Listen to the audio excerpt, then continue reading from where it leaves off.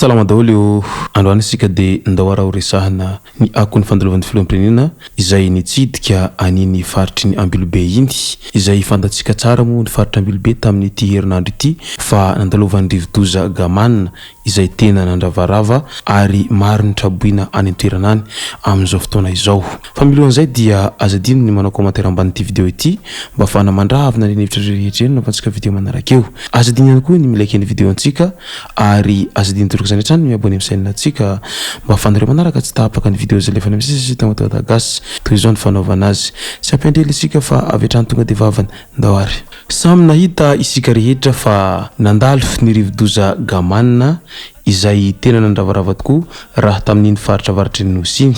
Raha tsy ilaza isika ohatra ny fandalovan'ny rivodoza Gamanina izay tany amin'ny distrik'ny Ambilobe iny tamin'ity farafaran'ny herinandro ity izay tena nandravarava tanteraka moa izany ary maro ny traboina noho ny afitsoko ny fiakaran'ny rano eo ihany koa ny fahatapahan-dalana sy ny maro samihafa. Taorian'ny rivodoza Gafilo izay efa niseho tany efa ela be tany dia ity rivodoza Gamanina ity no azo lazaina fa rivodoza izay tena nanimba zavatra maro ka maro arak'izany ireo ponina ny olona sibatra amin'izay resaka traboina izay. Hatreto dia maro ireo olona izay tsy manan-kialofana mihitsy amin'izao fotoana izao satria ny ankabetsahany tranon'izy ireo dia dibondrano daholy ary misy hatrany amin'ny tafotrano mihitsy aza izany fiakaran'ny rano izany.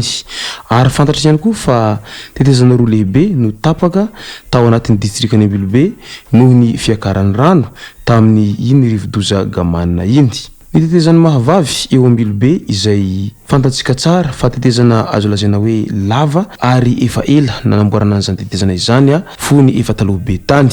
Ny faharoa kosa dia ny tetezany Ifasy izay ao amin'ny commune Beramanja izay mbola ao amin'ny distrik'ny Ambilobe hatrany, izany hoe tetezana andalovana amin'ny lalana RN6 iny.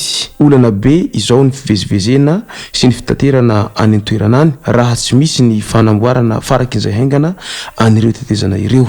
Ka noho izany rehetra izany dia samy nankahery ary samy nitondram-bavaka ny voaka ny Ambilobe daholy raha ny fahitako ny voaka malagasy tao amin'ny tambazotra tserasera Facebook tao manoloana izao loza izay voajanahary nahazo izy ireo izao. Hatreto dia tena krisy tanteraka raha ny voaka ny Ambilobe satria tsy vitany efa fahavaratra ny andro ny vidim-bary izay midangana tsy izy fa mbola eo ihany koa ny fiakarany izay rano noho ny nafitsoko ny rivodoza Gamanina izay ary tsy vitsy amin'izany ihany koa no simba fananana sy simba ireo voly sy ireo biby fiompy izay noentin'ny rano. Ka azo lazaina arak'izany fa tena ao anatin'ny fahovazana tanteraka raha ny voaka ny Ambilobe iny amin'izao fotoana izao. Ka manoloana izany loza izay nihatra amin'ny voaka ny Ambilobe iray manontolo izany dia tsy nitazam-potsiny ny fanjakana sy ireo lohandohany mpitarika ao amin'ny gouvernemanta fa avy hatrany dia nandray andraikitra toy ny fanaon'izy ireo isan-taona rehefa misy izany rivodoza izany sy ny tondradrano tahaka izao. Fantatsika tsara ary ny araha nahita fa Andriamatoa Andry Rajoelina dia azo lazaina fa filoha izay tia mirotsaka antrehatra amin'izay fanaovana vonjy aina amin'ny resaka traboina izay tsy vo sambany izy no nanao an'izany ka tamin'ny tindray mitoraka ity dia iny fa tonga nitsidika any vahoaka ny Ambilobe izy izay nandeha nanao an'izay vonjy aina izay amin'ny resaka traboina sy ny maro hafa. Tonga nanampy sy ny fanometanana avy hatrany tamin'ireo mpiray-tanindrazana tao amin'ny distrik'ny Ambilobe ny filohan'ny repoblika niaraka tamin'ireo mpikambana eo anivon'ny gouvernemanta nitety ny tanàna ary nijery manokana ireo takaitra navelan'ny rivodoza ny tenany. Efa mihatra ankehitriny ireo ratsamangaika rehetra mamonjy vona ireo traboina ary efa mitsinjara manerana ny distrika ireo toerana natokana handraisana an-tanana ireo tokatrano tipotrano. Araky ny toromarika ny menty filoham-pirenena dia apetraka ihany koa ny fitsaboana maimaim-poana indrindra isoroana ny mety ho aretina azo manoloana ny fiakaran-drano. Laharam-pameana ihany koa ny fanarenana faran'izay haingana ireo fotodrafitrasa simba, indrindra ireo tetezana sy lalana mba hahafahana mamerina amin'ny laon'ny famorovizana. Efa miasa ao an-toerana ihany koa ireo angidimby anatafika izay mamonjy ireo traboina sy mitatitra ireo sakafo sy ireo entana vonjy aina. Manoloana an'izay fahatongavan'ny filoham-pirenena nitsidika ny faritry ny Ambilobe iny dia samy niezaka naneho heviny tsirairay. Maro ireo faly satria mba tonga nitsidika azy ireo ny filoham-pirenena izay mitondra any Madagasikara amin'izao fotoana izao. Teo ihany koa ireo izay tsy faly ary nanao fitsikerana mavaivay mihitsy raha tao amin'ny Facebook tao ny asiana resaka. Raha ny eo amin'ny fitsikerana dia toy izao manaraka izao ny fanehoan-kevitra ny tsirairay raha tao ambanin'ny commentaire an'ilay sary izay navoaka tato anaty tambazoan-tserasera Facebook. Na tsy nifidy sy tsy fananao aza dia mahay mankasitraka.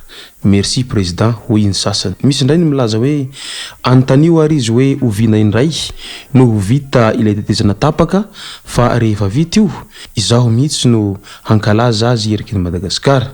Fa satria rehefa tonga tany Ambilobe sy nitaingina vedety rapide ny filoha dia nivaha ny olana vita ny toy avy hatrany ny tetezana izay tapaka hoy ny sasany. Docteur après la mort hoy ny sasany indray.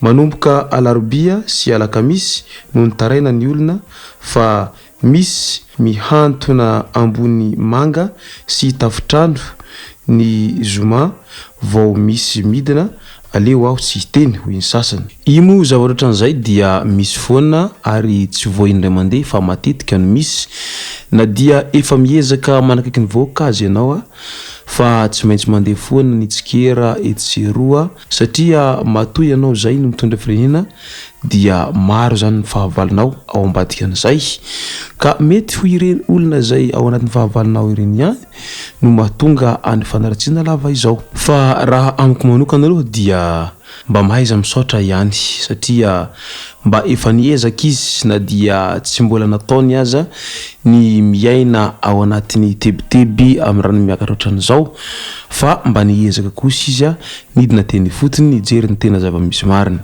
Ka hoy izahay hoe merci foana président ary ainganeka ho tanteraka avokoa ireo rehetra izay noetretinao atao amin'ity taona ity indrindra fa ireo projenao izay noheverinao fa hampandrosan'ny Madagasikara mba hatonga azy ho Madagasikara tsy maintsy mandroso izay. Ka noho izany dia maromaroany tahaka ny ataony Andriamatoa filoham-pirenena hajaina Andry Rajoelina amin'ny fidinany fotony sy ny fandraisany andraikitra rehefa misy ny trabona ary tsy voasambany iny hitantsika iny fa efa matetika izy no nanao an'izany.